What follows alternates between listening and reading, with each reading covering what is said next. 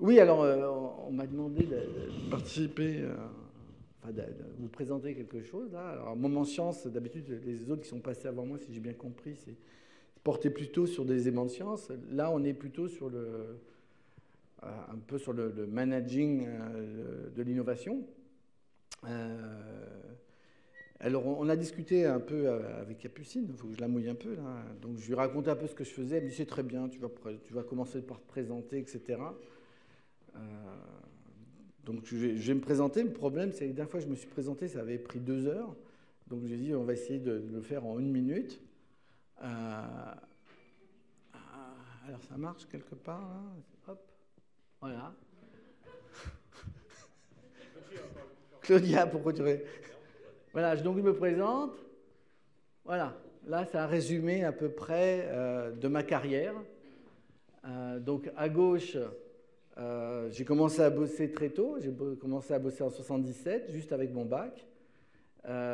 Et puis là j'ai 13 ans, alors on va le faire apparaître, 13 ans dans l'industrie. Et durant cette période, j'ai repris plusieurs fois donc, les études jusqu'à faire un DEA, puis un doctorat qui m'a conduit à intégrer donc, l'IMRI. L'IMRI qui est une association dans l'INSTN, où je suis resté 4 ans. Je suis parti 4 ans en tant que directeur d'incubateur technologique. Après, je me suis fait plaisir pendant 4 ans en faisant un peu de consulting, mais surtout beaucoup d'art en tant qu'artiste. Puis malheureusement, le poste s'est libéré à l'INSTN, donc on m'a rappelé, on m'a dit il faut que tu reviennes, etc. Oh non. Alors je suis revenu 3 jours par semaine, 4 jours par semaine, 5 jours par semaine, et voilà. Et non mais c'est vrai, j'étais intégré en 2012, sinon j'étais avant IMRI, et pour être intégré, il faut être à plein temps. Donc je suis passé à plein temps, puis je me suis habitué au salaire plein temps, donc je suis jamais redescendu. Voilà. Et on arrive là en 2018, et puis on va dire qu'il me reste 4 ans à faire. Et voilà, peut-être que j'irai plus vers l'aspect prospective dont je vais vous parler un tout petit peu. Et puis là, avant le bac, j'ai eu un premier registre du commerce en fin de première, un deuxième à ce moment-là. Donc ça, c'est pour dire que j'ai eu une activité qui était tournée vers l'industrie, vers le business. Et là aussi, en tant que directeur d'incubateur, j'ai créé un incubateur qui a fusionné, qui s'appelait IDFI, qui a fusionné avec IFSI, qui a donné naissance à Incubaliance, donc qui est l'incubateur dont dépend le CEA, et qui, à mon avis, est aujourd'hui le premier incubateur en France avec, je crois, 300 startups qui ont été créées. Voilà. Alors, même modèle, le master, il a été créé en 67. Il a été créé à la demande du CEA parce qu'il y avait de la recherche et on voulait gérer un peu mieux l'économie de la recherche. Donc ça a été sous la forme d'un DEA d'économie de la recherche en 67. Et puis, donc c'était les partenaires, c'était la demande du CEA, l'INSTN. Alors j'ai mis Dauphine, même si au tout début c'était Nanterre, et au bout de quelques années, on a basculé avec Dauphine. Puis en 80, c'est devenu un DESS, donc qui était plutôt orienté vers la valorisation de la recherche et l'innovation. Donc c'était plus que la recherche, on allait plutôt vers le marché, de l'idée au produit. Et donc ça a duré jusqu'en 2008. Donc moi je suis arrivé ici à peu près, je suis arrivé en 96 à l'INSTN, donc c'était encore un DESS. Je suis parti en 2000. Et quand je suis revenu, on m'a dit il faut que tu reviennes, et il faut qu'on le transforme en master. Et on veut introduire de nouveaux partenaires, notamment l'école des mines, qui est donc complètement partenaire à égalité avec l'INSTN et Dauphine, et en partenariat avec Polytechnique et HEC, qui a un autre master dans lequel on se partageait au moins 50%, au début même 70% des cours. Donc nos étudiants et les masters du Master Peak, enfin les étudiants du Master Peak étaient mélangés, et on avait 70 étudiants dans la salle. Voilà. Ensuite sont arrivés les communes, vous le savez tous, donc d'un côté Paris-Saclay et de l'autre côté PSL. Et la particularité du Master MTI, c'est que c'est un parcours qui est à la fois dans une mention de Paris-Saclay, qui s'appelle Innovation, Entreprise et Société, mais c'est également un parcours dans PSL qui s'appelle Innovation Réseau Numérique. Donc c'est un M2 qui est dans deux diplômes différents.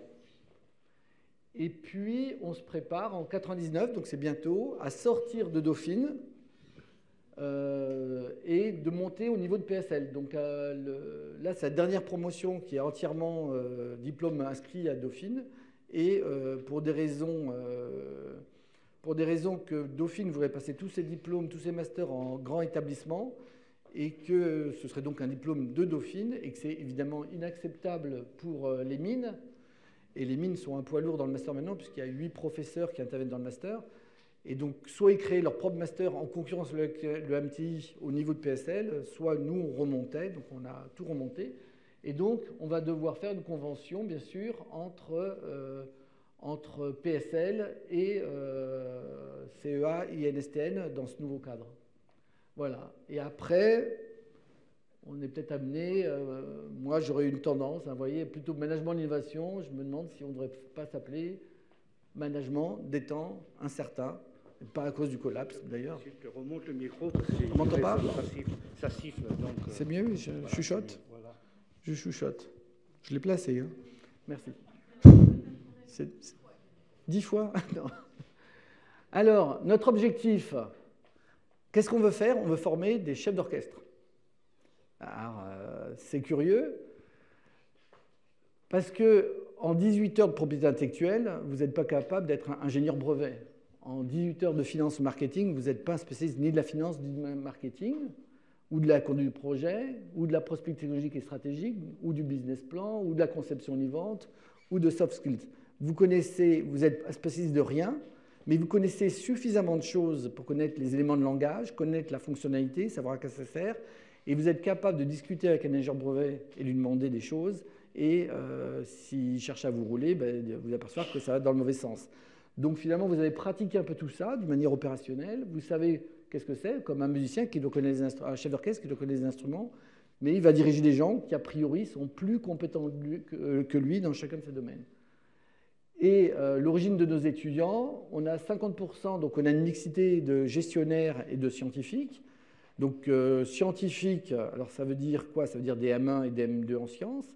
Ça veut dire des élèves ingénieurs, puisqu'on fait fonction de dernière année pour pas mal d'écoles d'ingénieurs. Ça veut dire des gens qui sont déjà ingénieurs, et ça veut dire aussi des gens qui ont des doctorats. L'année dernière, on avait 4 personnes, sur les 18 scientifiques, on avait 4 personnes qui avaient déjà un doctorat, et même un avait un postdoc. Et c'est des gens donc, qui ont fait la science et qui voudraient se tourner vers le business. Ils savent que s'ils vont dans une entreprise, il y a un plafond de verre.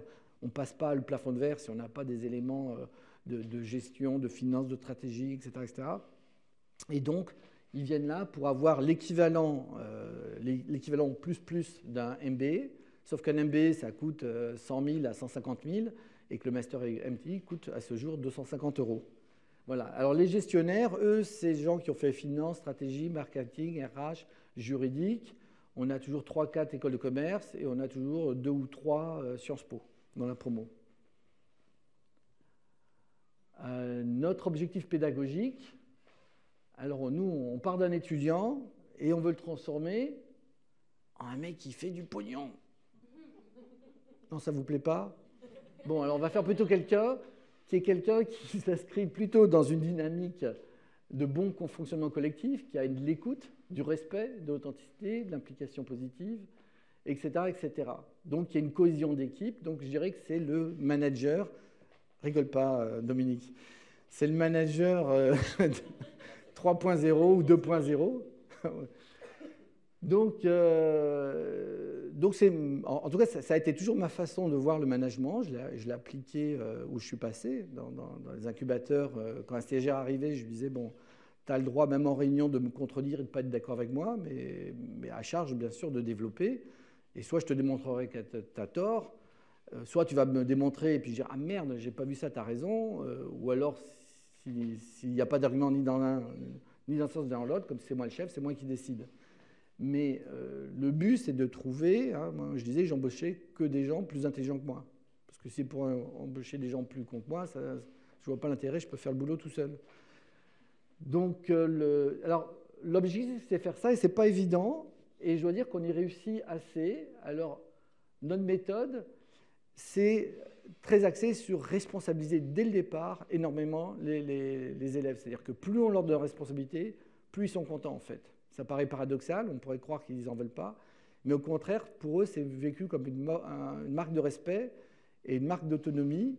Alors ça demande quand même, alors à travers quoi on a, je vais vous en parler tout de suite après, les missions du master. Moi j'en parle tout de suite d'ailleurs. Les missions du master, ils ont une vingtaine, alors j'ai mis mission, j'aurais dû dire projet, pardon, projet du master. Ils ont une vingtaine d'activités qu'ils doivent gérer complètement de A à Z. Alors c'est quoi? C'est avant même le début du master, c'est-à-dire dès que je les ai sélectionnés en juin, je leur envoie un email dans lequel il y a le tableau avec tous les noms, les emails, les téléphones, et en disant, ben voilà, vous n'allez pas attendre la rentrée pour bosser, mettez-vous au boulot tout de suite. Donc il faut que vous trouviez un par un pour votre promo. Il faut que vous trouviez le lieu où va se faire le voyage d'études de fin d'année, et donc les entreprises dans le pays concerné.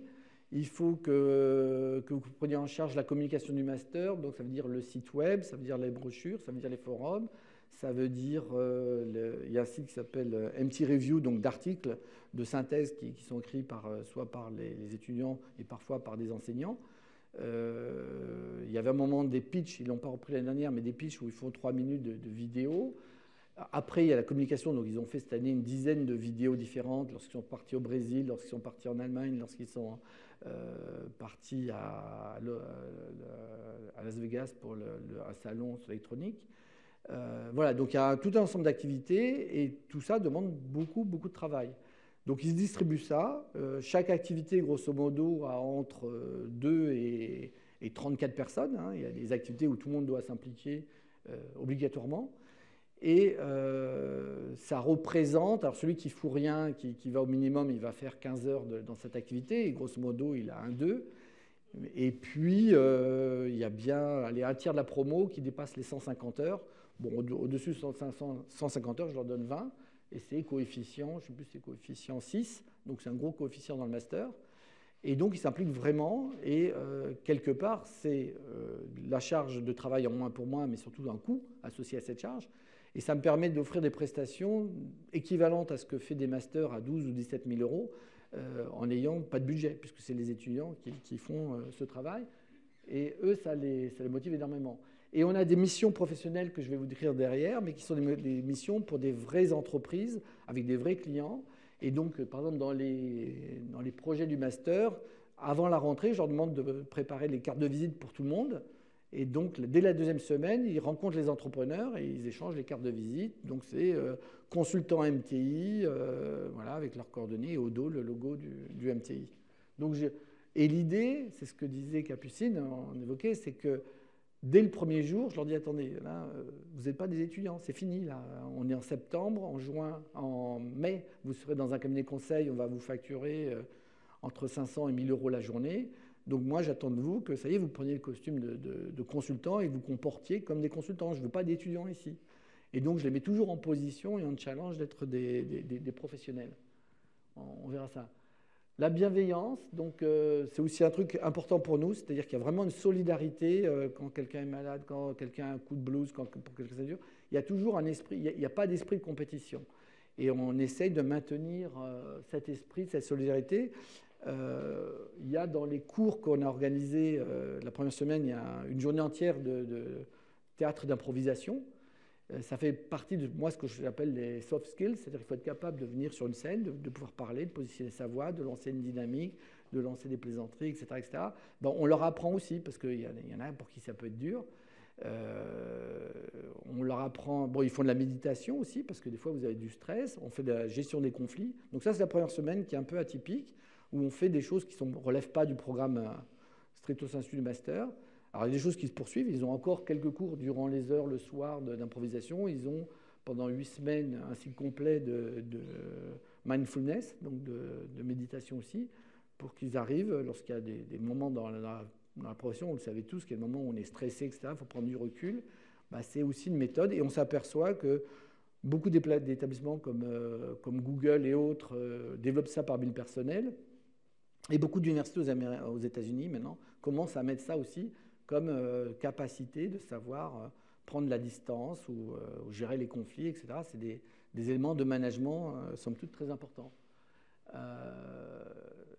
Et donc, il y a cette solidarité, et à titre également d'exemple, quand je disais les missions du master, une des missions, c'est sélectionner la promotion suivante. Donc, c'est la promotion courante. On fait des jurys au mois de mars. Et donc, la plupart des étudiants doivent être volontaires pour être dans un jury. Donc, il y a d'un côté le jury des profs, où on est 2 ou 3 profs, et de l'autre côté, il y a un jury étudiant où ils sont 4. Et ils prennent ça vraiment à cœur. Ils sont beaucoup plus sévères que nous, les profs. Et donc, ils prennent des notes, etc. Donc, pour candidater au master, il y a tout un dossier, mais il y a aussi un mémoire de 10 pages qu'il faut écrire pour pouvoir candidater. Et donc, ils épluchent le mémoire, ils commencent à challenger la personne sur le mémoire, etc. Et en fin de journée, on fait la synthèse, c'est-à-dire enfin, on se met d'accord et on marchande. Alors bon, 80% on est d'accord, oui ou non, quand c'est clair. Et puis il y a 20% où on n'est pas forcément d'accord. Donc, ils défendent leurs candidats, je défends mes candidats, etc. Et on arrive à un consensus, et ils me donnent leur accord sur la note finale qu'on donne, si on prend ou pas, si on le met en liste d'attente, en haut de liste d'attente, en milieu de liste d'attente, en fin de liste d'attente. Et ils ont un droit de veto. Et c'est comme ça qu'à 2 ou 3 reprises, donc il y avait le major de Centrale Lille, par exemple, qui a candidaté au master. Nous, il est passé devant nous, il était formidable, intelligent et tout, on l'a pris. Et quand il est passé devant les étudiants, le soir, ils ont dit non, non, on n'en veut pas. Et tout. Alors j'ai essayé de marchander, c'était non. Ils ont dit non, on met notre veto. Et comme ils savent qu'ils ont un droit de veto, je leur donne un droit de veto. C'est-à-dire quand ils ne veulent pas, ils peuvent bloquer une entrée. Parce qu'ils ont dit non, ce gars-là, il nous a pris de haut, nous, on était de la merde, lui. Hein. Donc il va nous pourrir l'ambiance du master. C'est un master où on est solidaire. Et c'est vrai que nous, on dit chaque année, on embauche une PME. On embauche non pas des gens, des individus, on embauche un groupe. Alors il faut vraiment qu'il y ait quelques locomotives, évidemment, puis des gens plus calmes. S'il y a des locomotives, ça va exploser. Mais on essaie de faire un dream team. C'est pas évident, mais on essaie de balancer les personnalités entre les scientifiques, les non-scientifiques, les différentes origines, les différentes écoles. On essaie d'avoir une mixité 50-50 garçons-filles. Bon, cette année, c'est la première fois où il y a plus de filles que de garçons. Voilà, donc il y a un équilibre qu'on a appris à faire avec le temps et qui fait qu'on a pour ceux qui connaissent, hein, Sylvie connaît bien le MTI depuis des années. Chaque année, je me dis putain, mais si tout le monde, si tous les jeunes étaient comme cela, mais le monde est formidable, quoi. Je veux dire, il y a vraiment j'ose même parler d'amour quasiment. Alors en plus, c'est vrai qu'il y a des couples qui se forment évidemment dans l'année, mais c'est très ça. Et des mariages des fois au bout, comme pour ceux qui n'ont pas de chance. Voilà, donc la solidarité, le respect. Le respect dans le sens où, pour ceux qui ont fait de la conduite de projet, vous savez, alors il y a beaucoup de gens qui n'intègrent pas ça, mais quand on fait de la conduite de projet, la hiérarchie devient une ressource pour les chefs de projet. C'est-à-dire que si je suis chef de projet, les gens au-dessus de moi, ils sont là pour me donner des moyens financiers, humains, matériels, de formation, etc. C'est comme ça qu'on enseigne la conduite de projet. Et donc, moi, je me l'applique à moi-même, et donc je leur dis, voilà, moi, je suis à votre service. Il y a un master, vous êtes mes clients, et donc s'il y a un problème, vous venez me voir, on en discute, etc. Bien sûr, il ne faut pas essayer de me balader, etc. Mais quand c'est légitime, voilà, je suis là. S'il y a un conflit dans une équipe, vous essayez de le régler entre vous. Si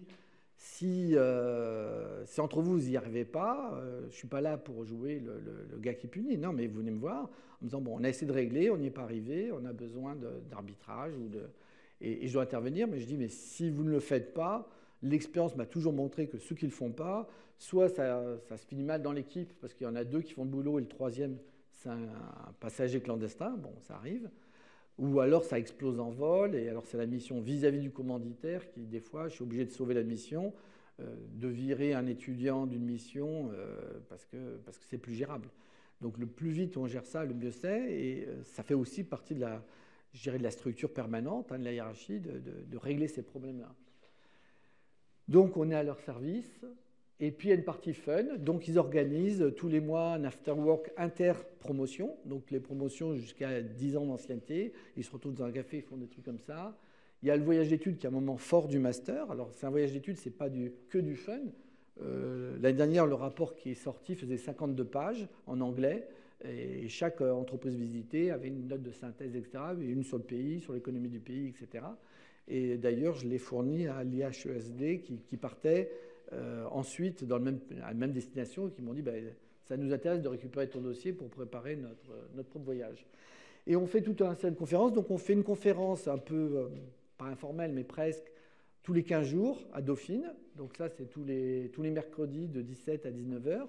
On fait venir un intervenant, soit complément, qui n'a rien à voir, par exemple, il va nous parler des blockchains ou de l'intelligence artificielle ou de peu importe le sujet, ou un ancien MTI. Et puis, il y en a un certain nombre qui ont eu des trajectoires plus qu'impressionnantes, qui dirigent maintenant des grandes structures, etc.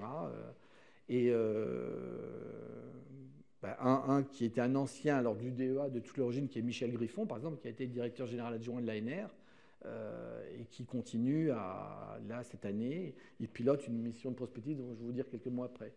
Donc c'est du fun, mais en même temps, le voyage et les conférences sont en même temps des choses sérieuses. Alors, oui, moi j'ai lancé ça, mais je ne suis pas encore arrivé au niveau que je voudrais, mais je parle d'un master 3.0. Pour ceux qui connaissent Xavier Niel, donc le patron de Free, il a créé une école, l'école 42, où il n'y a ni prof, ni diplôme. Et moi, quand il a fait ça, j'ai trouvé ça génial. Parce qu'en fait, on n'apprend jamais mieux que quand on a des projets concrets à réaliser. Et quand on est bloqué, on va demander aux copains, etc. Et in fine, quand il n'y a personne, effectivement, là, on va aller voir un chercheur ou quelqu'un, un coach. Mais c'est plus un enseignant. Et donc, c'est pour ça qu'on parlait de coaching tout au début. Moi, ma mission, c'est pas faire de l'enseignement, c'est faire du coaching. Et je pense, j'avais eu l'occasion de discuter ici avec certains quand on réfléchissait au futur de l'INSTN, et je disais que pour moi, le futur de nos sessions, c'est le jour où on arrivera à casser cette barrière entre les 3 jours de formation qu'on fait en formation continue ici, mais qu'on va vendre aux gens. Là, je suis spécialiste des effluents gazeux. Voilà, des effluents gazeux. Je suis spécialiste depuis la semaine dernière des effluents gazeux. J'avais une session à... Je veux dire, j'ai bien vu les stagiaires, quand ils ont discuté, ils ont fait leur TP, ils ont trouvé des gens qui étaient super compétents. Pourtant, c'est des gens qui viennent des entreprises. Hein. Ils avaient tous 10-15 ans d'expérience professionnelle. Mais ils ont trouvé des gens au top niveau qui connaissaient bien les problématiques. Bon, ben, logiquement, une fois qu'on a fait le cours et tout, on a appris des choses. Mais de là à être capable de mettre en œuvre ce qu'on a appris, il y a un gap. On n'y arrive pas, on n'a pas le temps, c'est compliqué. Si on pouvait prendre l'intervenant et l'amener dans son entreprise et qui nous aide à mettre en œuvre ce qu'il nous a appris, ce serait quand même vachement mieux. Et là, ce n'est pas le même tarif, parce que quand l'intervenant vient, ben là, on est à 1000, 1500 € la journée. Donc l'idéal, à mon sens, c'est le jour où on aura migré vers des gens qui sont très bons, à la fois pour enseigner et pour accompagner ensuite. Et donc là, on a 2 chiffres d'affaires qui ne sont pas du même ordre de montant. Quand vous vendez 4-5 jours de coaching à 1500, ben ça commence à faire pas mal de chiffre d'affaires. Par contre, c'est un profil d'intervenant qui est capable, des opérationnels, qui ont envie de rentrer dans le truc. D'un autre côté, quand vous faites ça, je peux vous dire que c'est aussi passionnant, hein, professionnellement, d'aller à droite, à gauche, d'aider les gens. Au niveau personnel, c'est très réjouissant. Donc l'idée, c'est également d'impliquer les anciens étudiants dans le fonctionnement du master. Donc les missions que font les étudiants cette année, que je vais vous présenter, eh bien, je sollicite les anciens, d'abord pour éventuellement les trouver, mais éventuellement pour les accompagner, pour s'impliquer dans un certain nombre de fonctionnements. Et on voit les prémices cette année où les étudiants ont les anciennes promos jusqu'à le plus ancien, et donc de 20 ans, donc de 98, les directeurs généraux d'une OPA, les trucs qui financent les formations continues.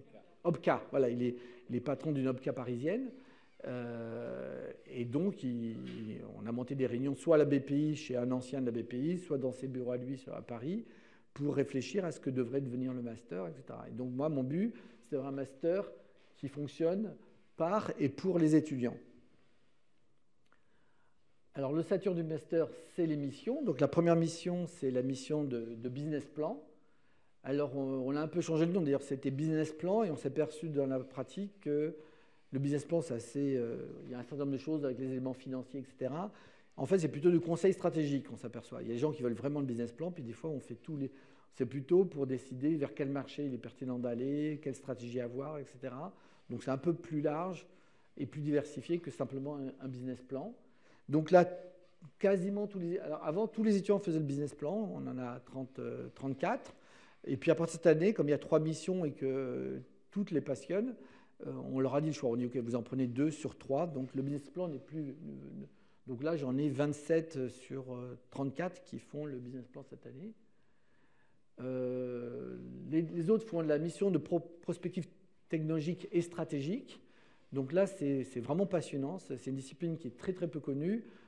Des gens qui forment ça, il y a le CNAM, il y a Godet au CNAM qui enseigne ça, qui est un ancien du CEA qui a fait son service militaire au CEA, qui a commencé à développer cette méthode, et donc il y a une quarantaine d'années ici, à Toulouse, et nous. Et des 3 formations, on est les seuls qui passent au niveau opérationnel avec des vraies actions de mission.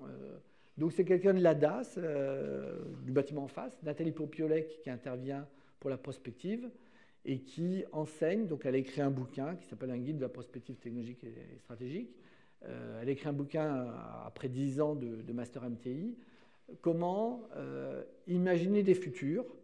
Donc c'est passionnant. Alors ce n'est pas des futurs à 2 ou 3 ans, parce que là on est dans la projection, mais si c'est des futurs qu'il faut vraiment imaginer, on va essayer d'identifier dans un système tous les paramètres de ce système. On arrive à une centaine de paramètres.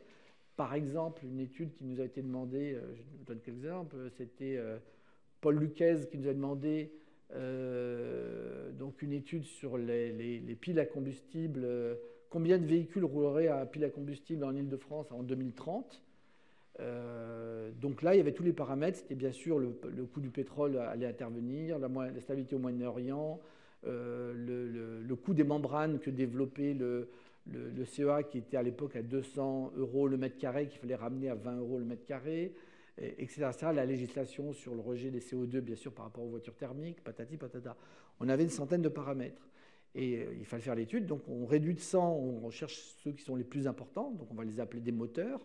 Donc on garde une dizaine de paramètres moteurs, ceux qui influencent plus la variable Kirk que j'ai nommée, qui est le pourcentage de véhicules roulant à l'hydrogène en Île-de-France en 2030.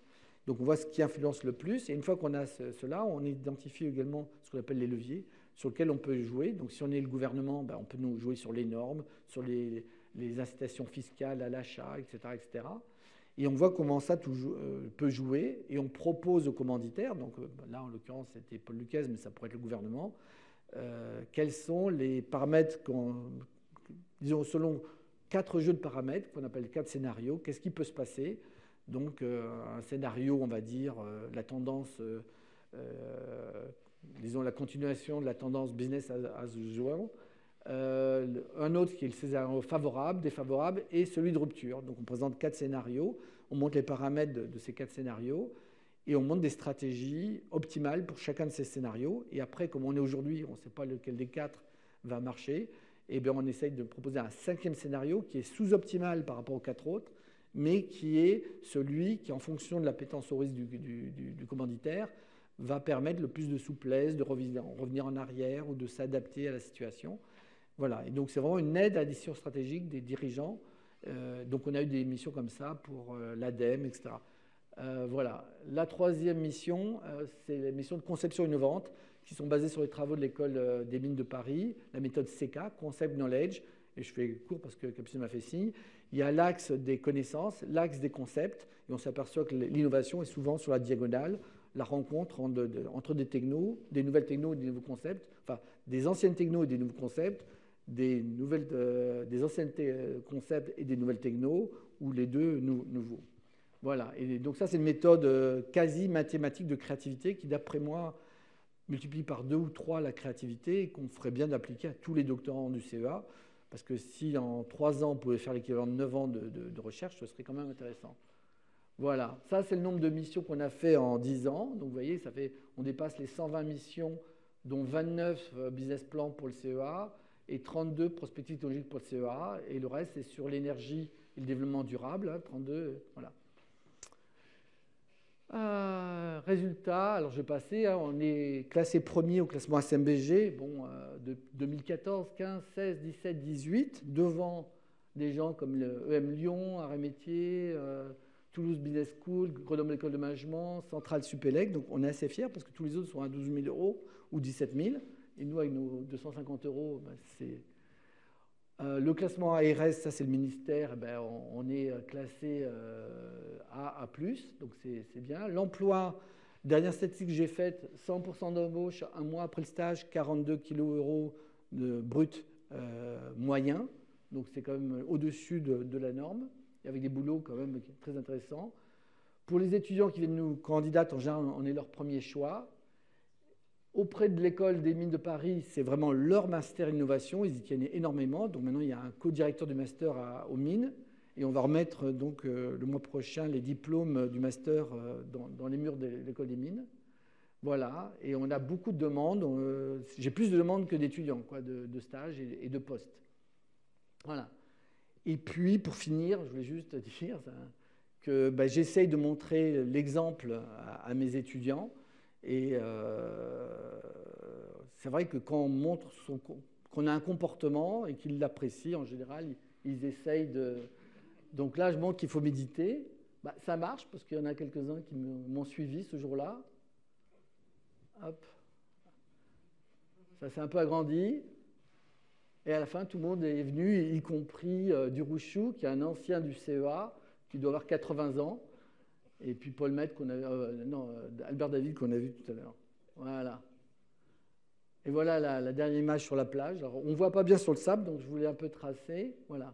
Ils avaient dessiné MTI 2018. Voilà.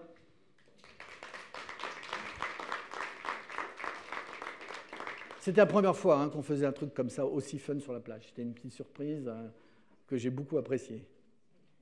Des questions ? Ou j'ai bouffé tout mon temps? On a même le temps pour un peu de questions. Il y a des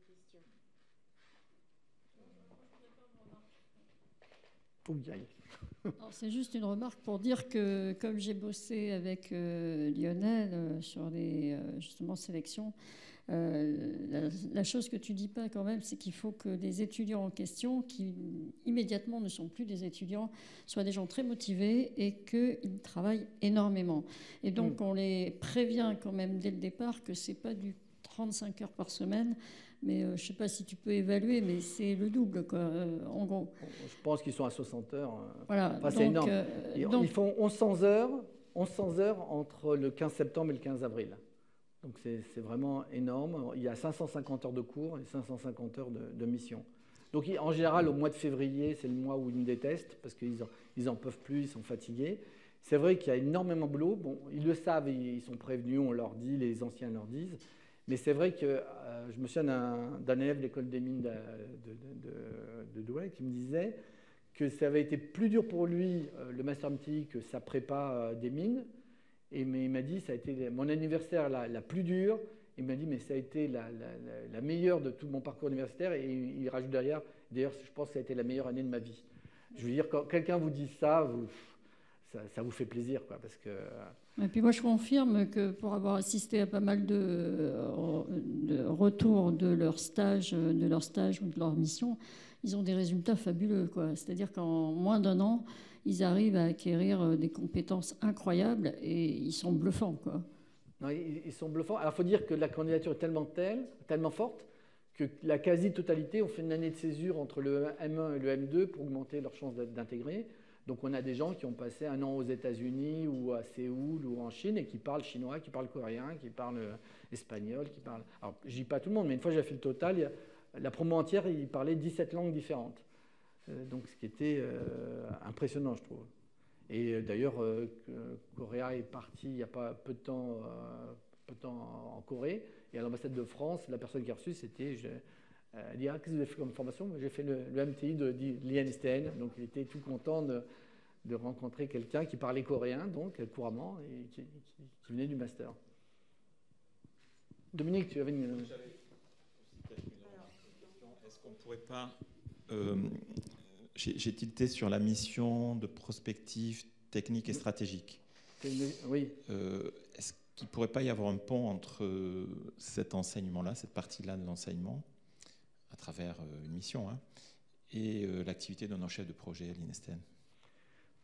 Alors, je crois qu'on a une mission...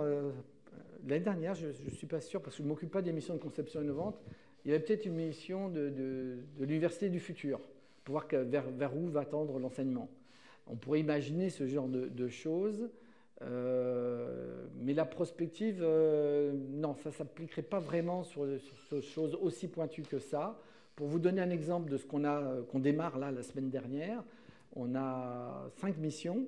Donc une mission, c'est le GIEC qui nous commande donc une mission pour voir comment... Alors c'est le GIEC et le ministère de l'Environnement qui nous demandent une mission sur comment amplifier le rouage et l'impact des recommandations du GIEC parmi les différents gouvernements. Quel mécanisme on pourrait proposer pour que les recommandations du GIEC trouvent un écho plus fort et plus opérationnel. C'est quand même vachement stratégique comme mission. Voilà, donc on a 2 groupes qui vont travailler là-dessus. Une autre mission, c'est la DAS avec Total, qui ont un projet sur lequel ils ont un budget de 10 millions d'euros sur les algues, les micro-algues pour faire des biocarburants. Donc là, pareil, normalement, c'est 3 étudiants maximum, c'est 2 ou 3, là, il y en avait 6. On a fait 2 équipes.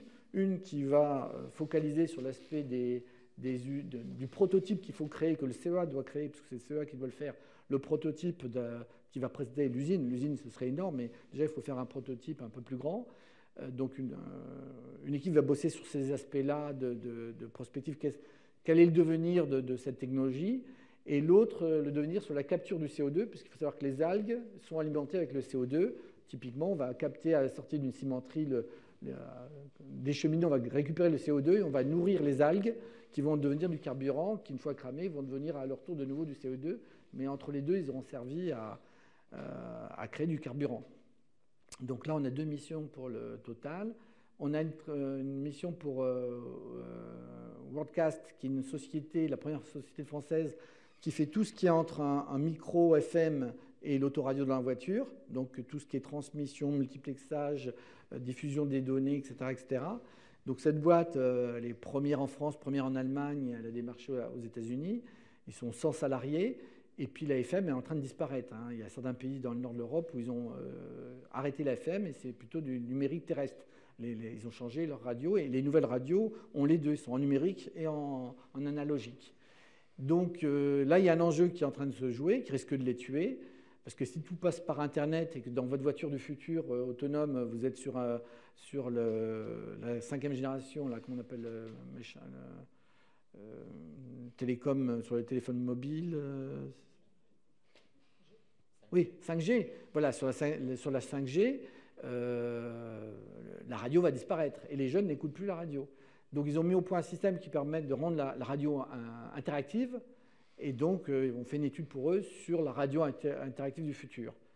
Et la dernière étude, c'est sur l'analyse, puisqu'il y a une interrogation qui est en train de se présenter. Le Premier ministre en a parlé, Édouard Philippe, dans plusieurs interviews. Il parle du bouquin de Jared Diamond, Collapse, qui est un bouquin sur l'écroulement des sociétés. Et le Premier ministre, à plusieurs reprises, mentionne que ça les préoccupe et que l'hypothèse d'un collapse complet de la société est quelque chose qui le soucie. Et comme c'est un sujet aussi qui, moi, m'interpelle et m'intéresse, et malheureusement un événement dans lequel j'ai le malheur d'y croire, on fait également une étude sur ça et de voir quels sont les éléments, tant au point de vue énergie, finance, économie, alimentation, qui pourraient causer ce problème. Et j'ai trouvé, à ma grande surprise, des personnalités. Bon, Michel Griffon, que j'ai cité tout à l'heure, qui est l'ex-DG de l'ANR, a accepté de commanditer l'étude, d'être le commanditaire officiel.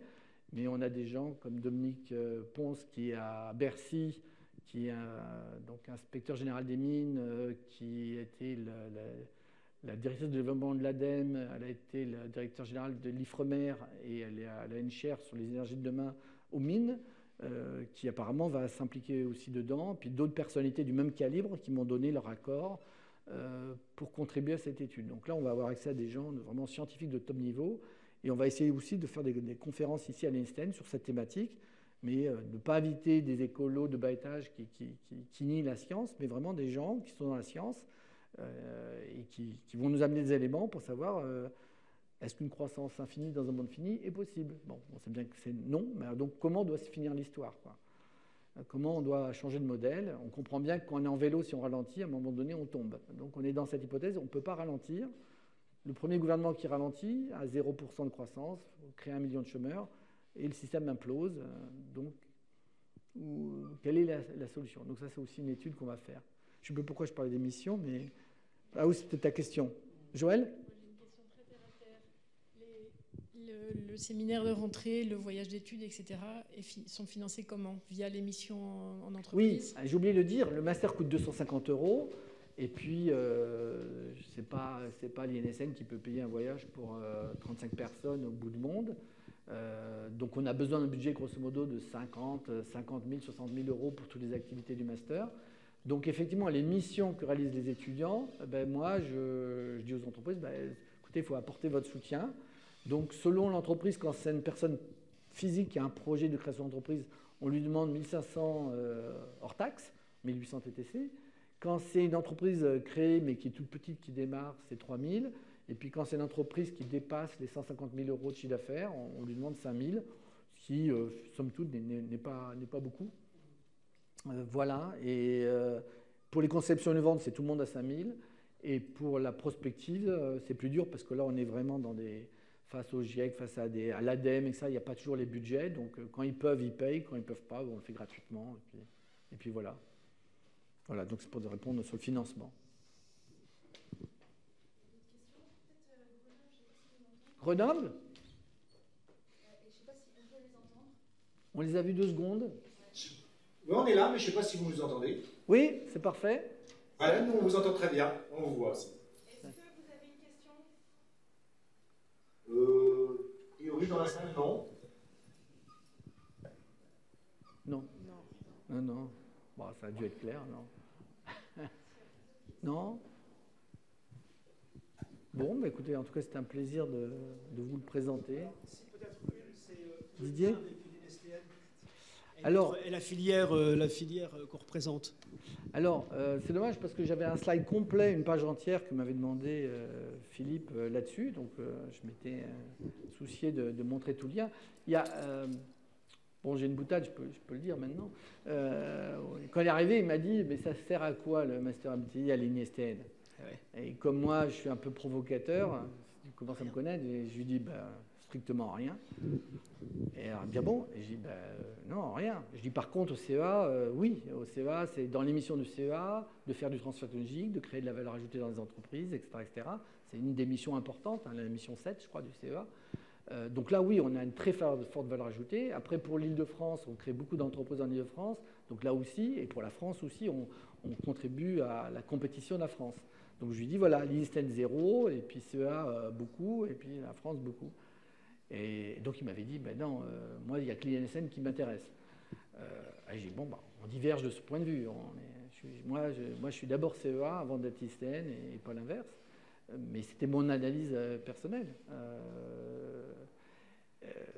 Alors, l'autre point, c'est que d'abord, on a fait beaucoup de business plans pour des startups sur des technologies du CEA, quand ils se demandent est-ce qu'on y va, on n'y va pas, etc. Donc, ça a quand même un effet aussi en termes de transfert technologique du CEA vis-à-vis de l'extérieur. On a plusieurs personnes du master qui ont embauché au BEM, qui ont embauché à la Valo, etc., ou dans les structures périphériques de valorisation, dans les incubateurs, à la SAT avec Apollinarsky. Donc là aussi, il y a des interactions. Et inversement, à quoi sert l'INSTN dans le master? Comment? À quoi sert l'INSTN dans le master? Alors, l'INSTN, c'est... La contribution, en fait.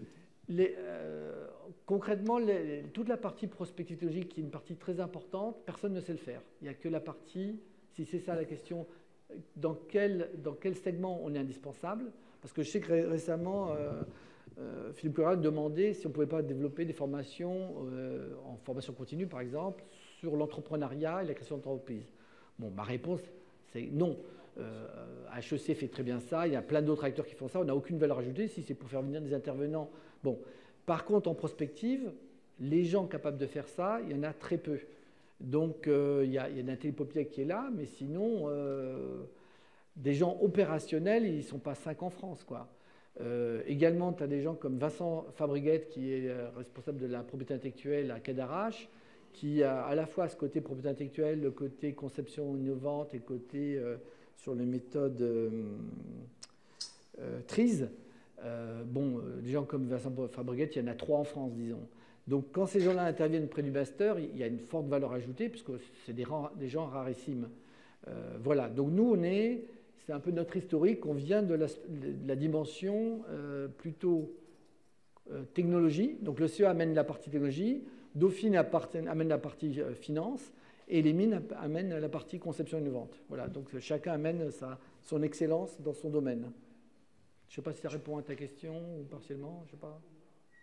Oui, Akli ? Moi, je n'ai pas de questions, c'est pour répondre éventuellement un élément de réponse à la question de Didier. Oui, oui, oui. Et avant non, je n'ai pas dit ça. Hein. Je vais juste. J'ai juste oublié de dire également qu'à l'aspect CEAEA, et je vous ai montré là le nombre de missions de prospective qu'on a fait sur les énergies renouvelables. On en a fait pour Paul Lucchese sur l'hydrogène, etc. Pour vous donner un exemple de résultat de l'étude, curieusement, sur l'étude que j'ai citée là, d'avoir 50% des voitures qui roulent à l'hydrogène à échéance 2030 en Ile-de-France, la solution auquel est arrivé les étudiants a surpris Paul qui n'y avait jamais pensé. Lui, il pensait que la solution allait être financière ou législative ou technologique. Et en fait, les étudiants ont montré que la solution était juridique. Juridique dans le sens où si on a tous aujourd'hui dans notre poche une carte bleue, c'est parce qu'en France, on a eu l'intelligence très vite de monter un groupement d'intérêt économique, un GIE, carte bleue, qui fait que toutes les banques ont passent par ce GIE pour distribuer la carte bleue.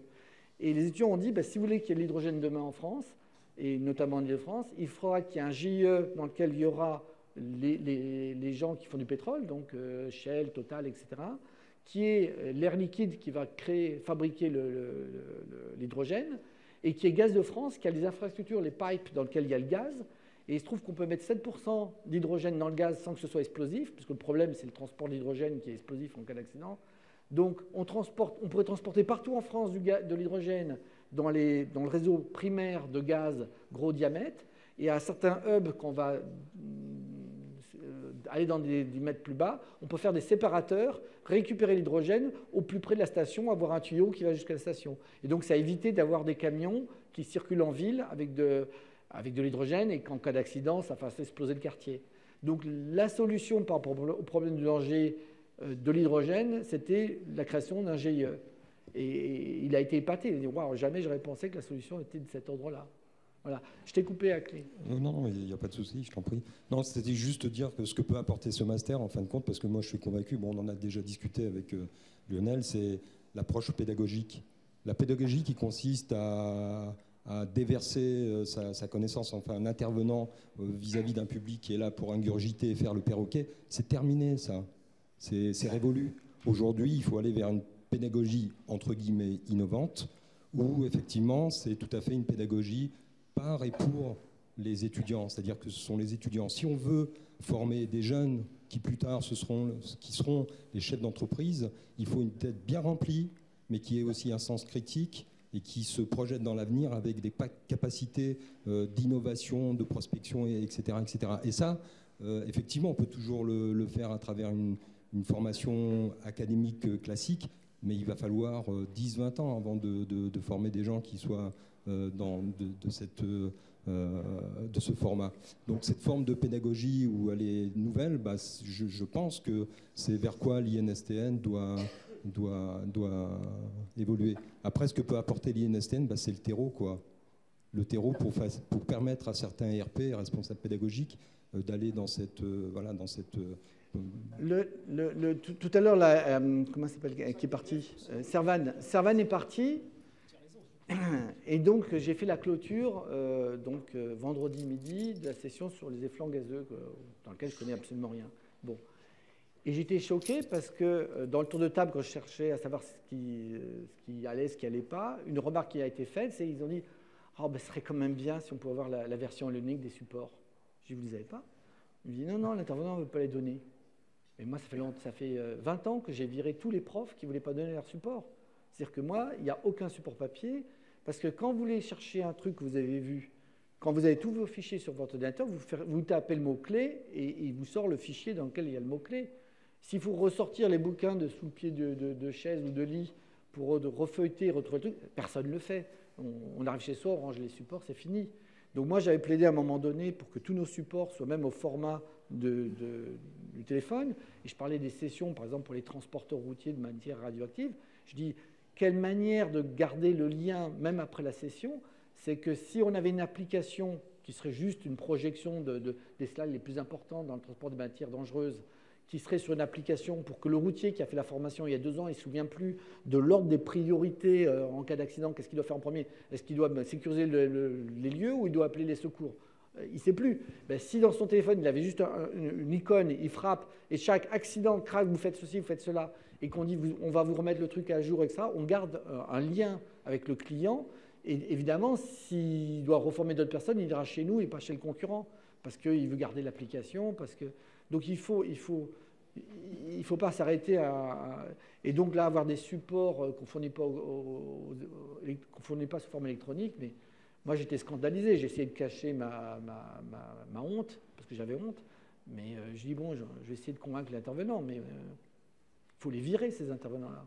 C'est pas possible. Moi, je demande à mes intervenants maintenant, je ne l'ai pas encore fait, mais ce que je voudrais faire, c'est que tous les cours, tous les supports soient sur le site web, non pas en intra-master, soient ouverts à tout le monde. C'est-à-dire que les gens qui ne font pas le master, qu'ils puissent venir voir les cours du master sans être inscrits ni rien, que le contenu soit là. Parce que qu'est-ce que je ferais? Sur le prix des impôts qu'on paye en France pour ce master, je vais former encore plus de gens gratuitement, parce qu'ils viendront et ça leur plaît, ils vont lire le truc. C'est nos impôts, c'est la compétitivité de la France. Puis les Américains, ils ne vont pas le faire, c'est en français, donc ils ne vont pas venir les lire. Donc voilà. Mais voilà, il faut ouvrir un peu plus large, quoi. Bon, on les libère? Je sais pas. Bon, merci. Bon, merci.